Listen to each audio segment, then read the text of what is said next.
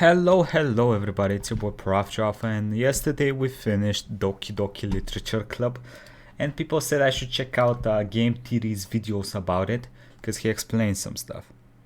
The dude has 26 videos on the topic, so we're gonna watch 2 today. Hopefully they explain enough stuff without me having to watch 26 videos of it. Let's see it. Oh, no way, a text message. Who's it from? Aw, Jacksepticeye, how sweet. And there's a picture? Wait, that's not how I wrote this gag. Another one? What's going on here?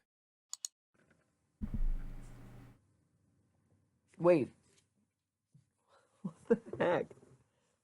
Steph! Steph, are you pranking me? You promised you'd spend time with me, Matt. Me. And only me. Only me. Only me. OnlyFans? Only me. Only me. Only me. Only me. Only me. Only me. Only me. Only me. Only me. Now let's make it feel Fucking Monica. Fuck that bitch.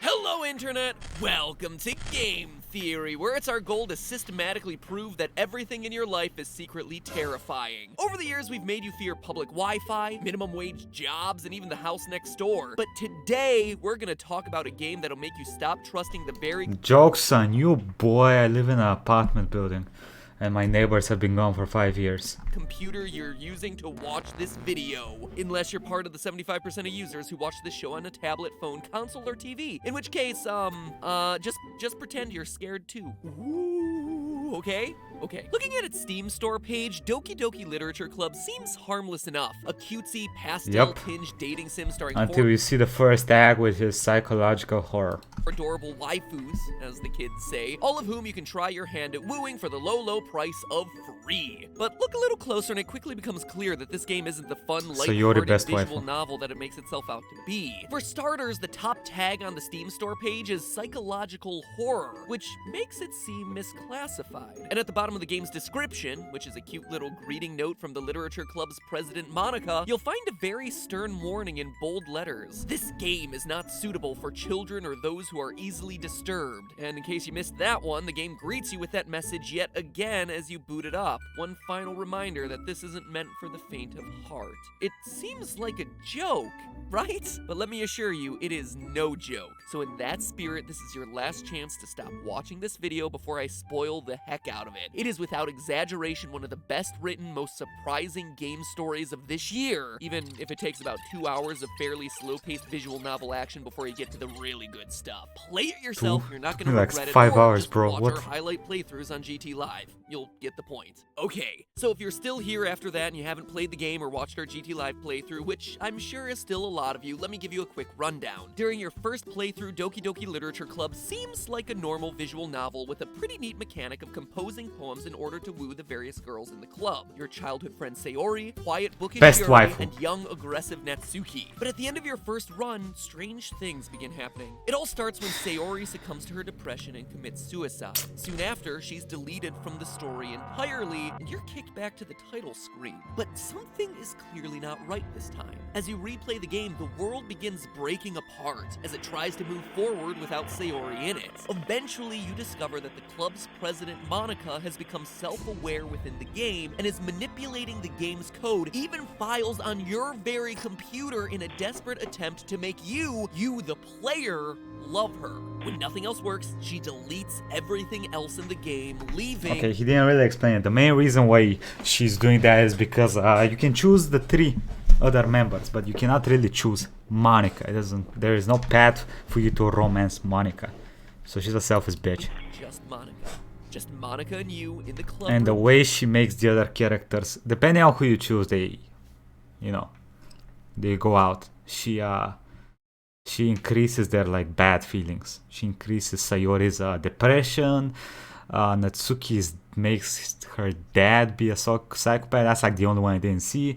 And Yuri's obsession, which is annoying With as fuck. nothing to do but talk. forever. At least until you do what she did to the other characters Clap. and delete her character file in order to save everyone else and reach the true ending. But Doki you Doki didn't. Literature Club intentionally leaves a lot dangling for gamers to figure out on their own. But out of all of it, one question has been bugging me kid. nonstop since I finished playing it. What is Dangling. the story behind Monica? The game presents her as simply being a character in a visual novel who suddenly becomes self-aware, but all of that doesn't quite add up. The way DDLC is designed, the way that Monica manipulates it, and the things that she says in her extended conversation with you all hint that there's something much more sinister going on with her. And that is the theory for today. That's right, dear theorists. The hidden truth of Doki Doki Literature Club is that Monica is from a different game. Monica is Flowey, who also happens to be Porky from Earthbound, who's really the purple guy from FNAF. Sorry, the rest of the theorist team just pulled me aside for a quick intervention.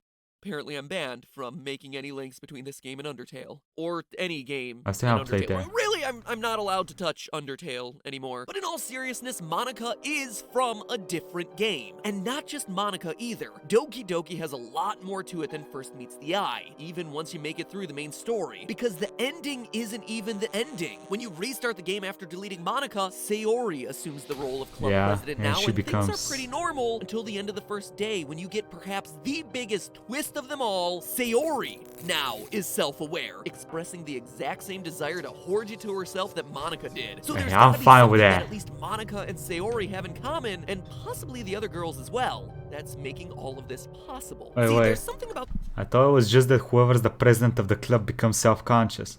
Well, not self-conscious, self-aware.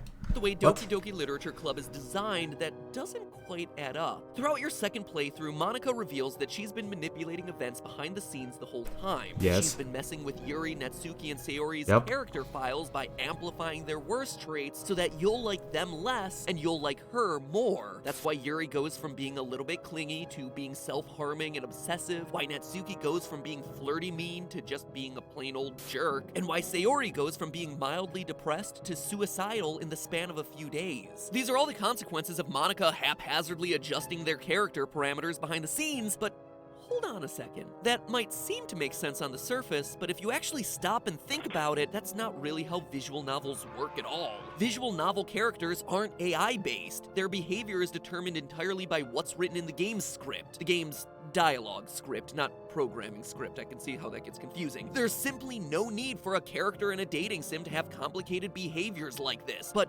what if they were created for a more complex game? What if the characters in Doki Doki Literature Club were intended to be used in a different game altogether? One where they would need to have more complex, believable responses to a greater range of player choice? What if their assets were simply Fire repurposed games, by from the way. that game Mass Effect in and order Witcher. to make this dating sim? It's not just speculation. The clues are there, hidden in plain sight in Doki Doki's central mechanic, the poems. Over the course of the first act, you Okay, read poems yes. from all the other club members, which seems pretty innocent. Sure, reading between the lines, you can start to get hints that Sayori is depressed, that Yuri is prone to self-harm, and that Natsuki is being abused by her father, but it's nothing overt. Bro, I gotta be honest with you. First time I played this game, well, the only time I played this game, I thought Sayori was a psychopath. Not Sayori, but I thought Yuri was a psychopath. I thought she was killing raccoons and shit. I thought she was a serial raccoon killer. In the game's second act, you're given 3 randomly selected special poems out of a possible 11 that makes these hints much more overt. But there's one of these poems in particular that really stands out. A huge block of redacted text with only a few letters left Redacted. visible, spelling out the question. That would be unsettling enough on its own, but if there's one thing Scott Cawthon has trained me to do, it's to run dark images through Photoshop and play around with sliders. If Oh. you crank up the exposure on that image all the way to max capacity, suddenly it becomes possible Oh. to read the full text, and man, it is weird. Irregular heartbeat, heart palpitations, arrhythmia. I search and search, eyes scanning everything I can find on their symptoms. What is this? Shortness of breath? Chest pain? Dizziness? No, this is all wrong. Alyssa's symptoms are nowhere near this simple. I've seen it Alyssa? twice now. The screams of pain, sickeningly pale skin, vomiting blood. There is no other explanation other than that Renier's information was a complete and utter lie. This Renier? can't all be coincidence. It's not possible. I don't know how much of this Renier is behind, but I do know this. There is something horribly wrong with this family, and I accepted the invitation to become a part of it. I can hear Alyssa's screams through the walls now. I listen helplessly. Renier said he would be with her shortly. Is he in her room now? Why is she screaming even louder than before? Chilling, right? This creepy letter is literally hidden right in front of your face while you play this game. And what's it all mean? Well, those opening lines make it sound like someone who's trying to identify an illness. A regular heartbeat, heart palpitations, arrhythmia are all possible problems of the heart, so it's not so much this person is making a diagnosis, but rather it's someone trying to read the symptoms he's seeing and figure out what the diagnosis is. It's a clinical assessment, which means that the speaker is a doctor of some kind. And notice the words he uses. Their symptoms. It's an illness affecting multiple people, a family, as we see later in the letter. A family that apparently you can join, almost like a cult. It's also worth noting that this doctor who's speaking has some degree of detachment from this girl Alyssa, almost like she's a research subject of some kind, possibly part of a human experiment. And when you put all this together, a cult performing experiments on young girls... Wait. What? When you put all the assumptions together? Come on, brah. What? That's how you do things. What? Familiar. We hear about human experiments exactly 2 times in Doki Doki Literature Club. Both times when Yuri describes the plot of The Portrait of Markov, the book that she wants to read with us. Portrait of Markov. Which has a, quote, ominous-looking eye symbol on the front cover. In the first act, Yuri makes it sound relatively innocent enough. Quote, basically it's about this girl in high school who moves in with her long-lost younger sister. But as soon as she does so, her life gets really strange. She gets targeted by these people who escaped from a human experiment prison. And while her life is in danger, she needs to desperately choose who to trust. End quote. In the second act, Yuri's personality gets a bit more unhinged. Trust the guy, bitch. Trust the guy. Get a pistol. Move. Get your little sister and move. And she gives us a creepier description of what's actually going on these pages. Quote again, basically it's about this religious camp that's turned into a human experiment prison. All the people trapped there have this trait that turns them into killing machines that lust for blood. But the facility gets even worse. They start selectively breeding people by cutting off their limbs and affixing them to... And then she cuts off. Oh, I've seen that. That's a lot of information for a fake book, especially when you compare it to what we learn about Natsuki's favorite manga. And that's because what Yuri tells us about The Portrait of Markov isn't just a short snippet of text meant to create the illusion of a bigger story. It is the bigger story here. It's the plot of the horror game that Team Salvato is working on. The game that all 4 of these characters originate from. And if you think I'm done, oh no, we have just scratched the surface. We can dig deeper to uncover more about this horror game, including its title and release date, as well as how these 4 girls fit into the overall story, because Team Salvato left a whole ARG's worth of content hidden in Doki Doki's game files. If you thought that the Literature Club was interesting before, simply because it had these cool meta moments and jump scares, well, get ready. There's a whole other... Bro, I gotta be honest with you, I did not like the jump scare. Well, it wasn't jump scares. They are not jump scares. They're just creepy moments. Nothing is jump scary about them. I gotta be honest with you, I didn't like the horror part at all. I wanted to be with my wife, okay?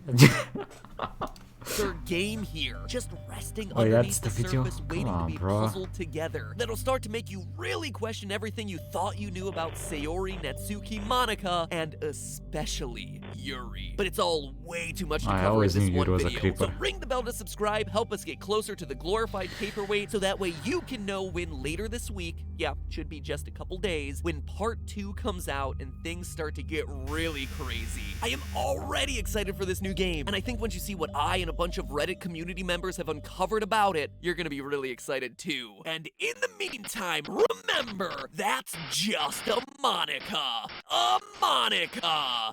Just Monika. Just Monika. Okay, let's go to the next video. Okay, we're here. This is Game Theory Doki Doki Decoded.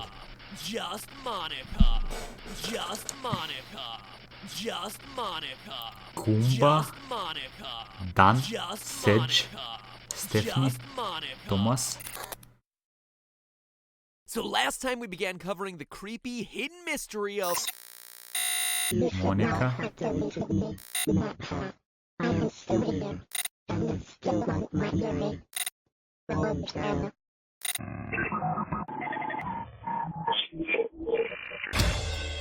Hello, Internet!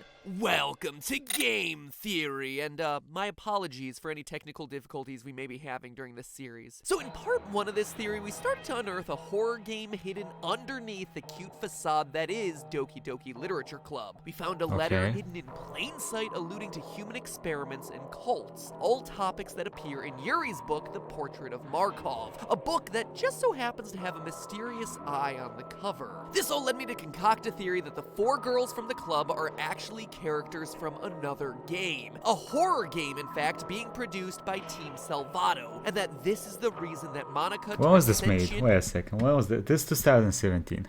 How right was he?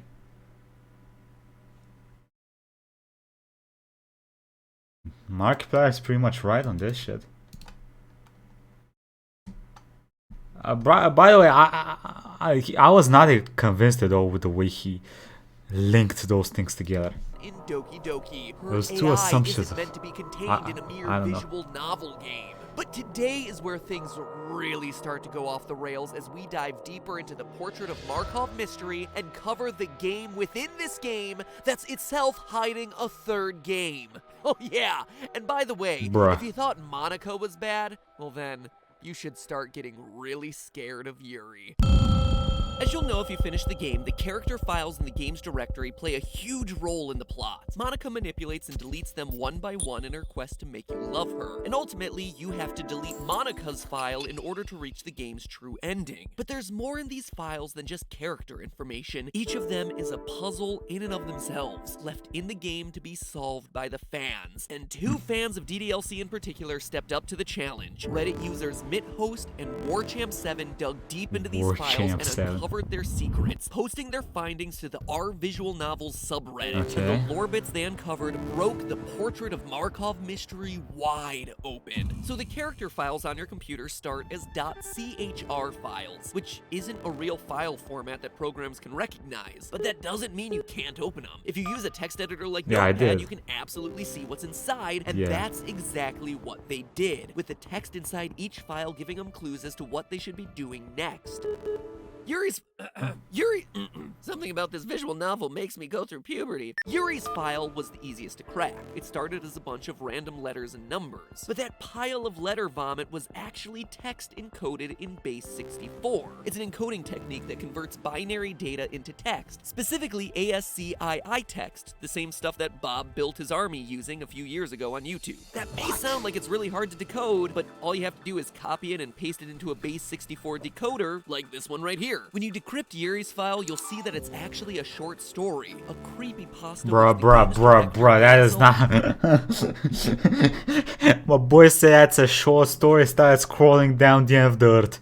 What do you mean, brother? Fado confirmed that he wrote over 2 years ago and just stuck in the game as an Easter egg. It's a spooky story to be sure, but it seems to be just that, an Easter egg. A red herring. It is nothing compared to everything else hidden in these other character files. Natsuki's file came next, which, when opened in a text editor, gave the clue that this should be opened as a PNG file. Changing the extension resulted in this odd discolored image. But for anyone who's had some experience playing around with Photoshop, this color scheme may remind you of what happens when you invert the colors on a picture. It produces why is the music those so scary? signature blues and grays. I'm getting bumps. That inversion, the picture suddenly starts to look like a real picture. And not just any sort of picture, a face. Rotate the image and wrap that texture around a 3D cone, then look at the cone from above, and it turns into an image of a mysterious blonde woman with whited out eyes. And you got thick lips, though. Doesn't resemble any of the other characters in the game, or anyone talked about by him. So perhaps then she's a character from the other game being developed by Team Salvato. If she's blind, does that mean she can't see the cock coming? Maybe it's Alyssa, the girl suffering the strange illness that we heard mentioned in the last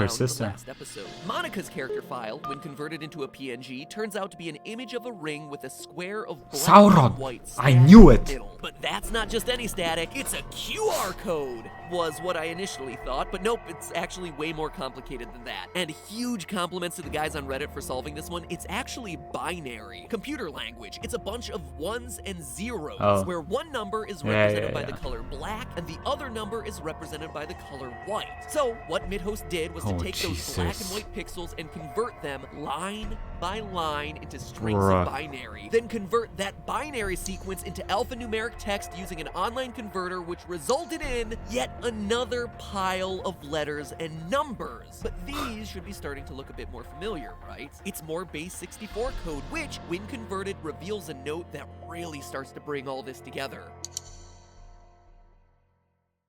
Can you hear me? Who are you? I can't see you, but I know you're there. Yeah, you can definitely hear me. Oh, is Been that the watching ending? for a while now, right? I guess I should introduce myself or something. My name is... Actually, that's stupid. Yeah, You that's the obviously ending. already know my name. Sorry. Anyway, I'm guessing if you were able to put a stop to this, you would have done it by now. I mean, I know you're not, like, evil or anything, Well, because it's you've already helped me different. so much. I really should thank you for that. For everything you've done. You're really like a friend to me. So, thank you. So much. I think more than anything else, I really don't want it all to be for nothing. Everyone else is dead. Maybe you already know that. I'm sure you do, actually. But it doesn't have to be that way, right? Well, there's a lot of stuff I don't understand. I don't even know if it's possible for me to understand it, but I know that this isn't my only story. I can see that now, really clearly. And I think everyone else has had that same kind of experience. Some kind of deja vu. It's the third eye, right? Anyway, I could be totally wrong about this, but I really think you might be able to do something. I think you might be able to go back, or however you want to put it, to go back and tell them what's going to happen. If they know ahead of time, then they should be able to avoid it. They should. If they remember their time with me in the other worlds, they should remember what I told Are there them. worlds? Yeah, I really think this might be possible, but it's up to you. I'm sorry for always being so, never mind. I know that's wrong. This is my story. It's time to be an effing hero. Both of us. 2018! Wow, that is a lot to unpack, so let's get to it. First, it seems pretty clear that this was written by Monica, as evidenced by the "you've been watching me for a while now" and "you already know my name" lines. It also seems to be written after Doki Doki's true ending, where she destroys the game. Notice how she comments that there's something you as a player can't stop, something that's killed everyone else, which is why she destroyed the game in the first place. But now come the bizarre parts. She says that she's experienced some sort of deja vu and that this isn't her only story, supporting the idea that she's coming from somewhere else, perhaps, once again, a different game. And it's not just her either, it's all four of them. Quote, everyone else has had the same kind of experience. What's most exciting though is her suggesting that perhaps we as the player can, quote, go back and tell them what's going to happen. If they know ahead of time, they should be able to avoid it, meaning that we're going to be tasked with trying to jog their memories, or that in this new game there'll be some sort of Easter egg calling back to the events of Doki Doki. Quote, if they remember their time with me in other worlds. Other worlds, like other games that these characters have been used in. That maybe we can do something in these other games to warn the girls and prevent Doki Doki from ever happening in the first place. Show And me the that shit. conclusion is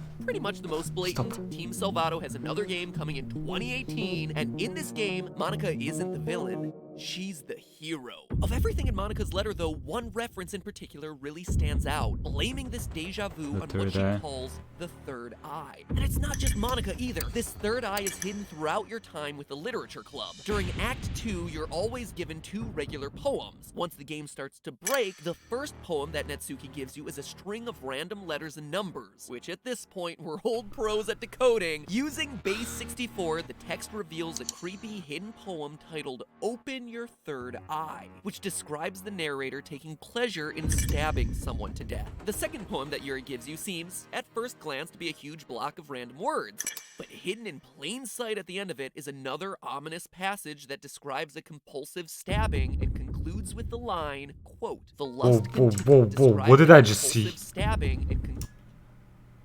Fucking her body with the blade.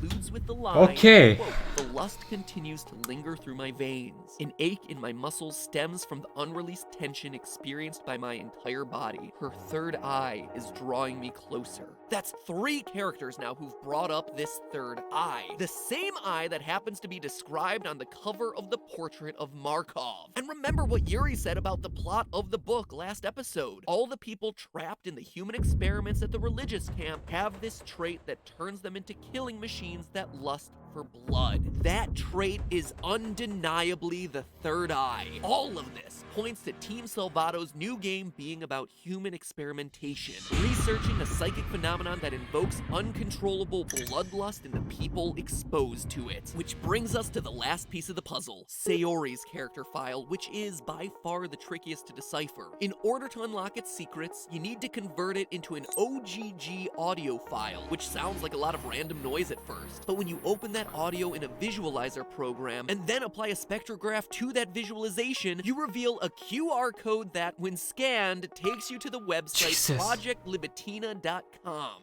Whew, that is a ton of work just to reach a page of plain text. But the information contained within that text is it's like eye-opening. medical shit. Third eye-opening, that is. The page is an examination report dated January 5th, 2004, which describes horrifying experiments being performed on a 3-year-old psychic girl with the first name Libitina. Her last name is left blank. Another blank name appears at the bottom of the page, another subject who was terminated earlier. Based on the context of the redacted poem we covered last episode, it's my guess that this girl is Alyssa. Even the number of letters in Alyssa match the number of redacted letters in the name. That's far from the only parallel to the portrait of Markov that we see here, though. A note to the head doctor at the bottom of the page reads, quote, "You are choosing to avoid the measures necessary to prevent a repeat scenario, Doctor. Will you not have as much faith in your personnel as you do in your God?" End quote. Yuri says that the book is set in a religious camp that was turned into a human experiment prison, which lines up pretty well with this mysterious doctor's reported devotion to a god of some kind, and the redacted poem's allusion to joining this mysterious family. Judging from the various notes on this webpage, the tests performed on the 3-year-old were all about activating Libitina's third eye, that lust for blood, which proved successful, but then, based on the failed test results, Libitina is then unable to suppress. But not only are we getting more and more clues as to the next Sexual response test working on, on we're a actually seeing exactly how our favorite club mates are on a going to fit into 3-year-old. the story, because I am confident 3-year-old Libitina grows up to be one of the 4 girls we see in Doki Doki Literature Club. And what's more, I can prove exactly which one it is. Yuri? Libitina is a 3-year-old, and her height and weight are both average for her age, so there's not much to go on there. But if we look a bit further down the page, we see a list of noted behaviors that the researchers say should be ignored in future examinations. Twitching, vocal tics, biting, epiphoria,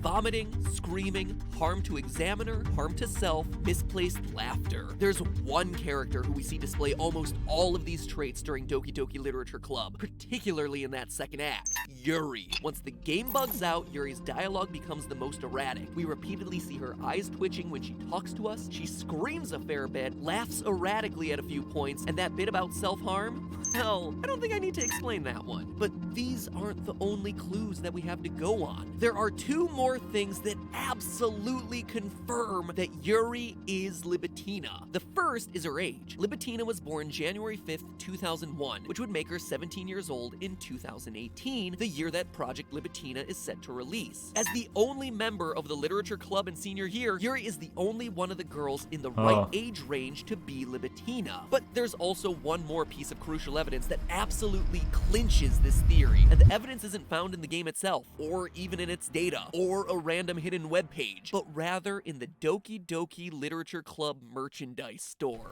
Yeah, this guy is hiding clues in more places than Scott Cawthon. What the fuck is this shit? Come on, bro. What's next? Developer took a shit clue. Oh, come on. Come on.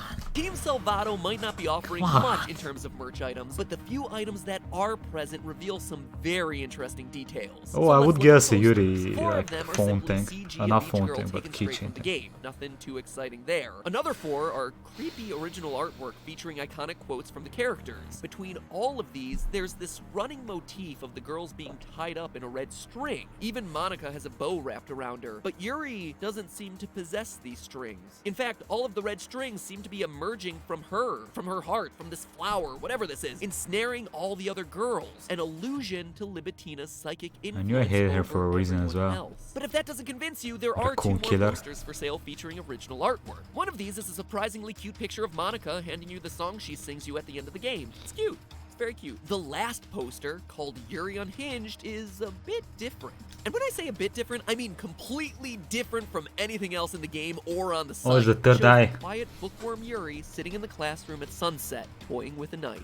For someone unhinged, her posture seems oddly relaxed, even confident. In fact, it's the most confident we've ever seen her. Like she's in full control of the situation. And behind her, we see all sorts of ominous text scrawled no, on he's the gonna blackboard. do the thing. To her right, Brightness we and see shit. a poster. A poster with a big ol' Will you help Illuminati me? confirmed eye in the middle and the words "Help me" scribbled Oh, help along the me. top. This is the third eye, Yuri's third eye, and this is the only artwork where we see it depicted. Illuminati confirmed, Yuri as Libitina confirmed. Doki Doki Literature Club isn't just a free game made to promote Team Salvato's upcoming horror title, it's a part of Project Libitina. Monica is the upcoming game's protagonist, while Yuri is the monster at the center of the story, Libitina herself. This is why Yuri was so attached to the Portrait of Markov story. It is her story, and the disconnect from being put in the wrong game is the reason that Monica becomes self-aware. But hey, that's game theory. Dead theory. Well, nah. Okay, can you stop, please? Come on. Stop. Okay. I mean, it's interesting. I kind of want to see if they've made an actual game. Okay, I'm gonna go check out if these dudes made an actual game after that, because this is in 2017, right? I mean, they had like a couple years now. So let's go and see. I mean, I'm gonna see, and I'll tell you guys later. Anyway, I'll leave you with that. Quick thank you to the YouTube members and Patreons. What do you guys think? Sounds like bullshit. I mean, there is a little bit too much proof for it to be bullshit, right? Kind of want to check out some more other theories from him. The reason the first line he said did not sound very believable, like the first thing about the cult and stuff, is I feel like, I mean, it makes sense why he's done it. Like, he gives us a couple of things so we could believe, but it feels like he's hiding like half of them, mostly just because the video would become too long, or they're not interesting as much, you know, from the proof and stuff like that. That's why it mostly feels like that for me. Anyway, let me know what y'all think, and I'll be streaming some Kingdom Come Deliverance later, so join me for that if you want to. Bye bye, everybody.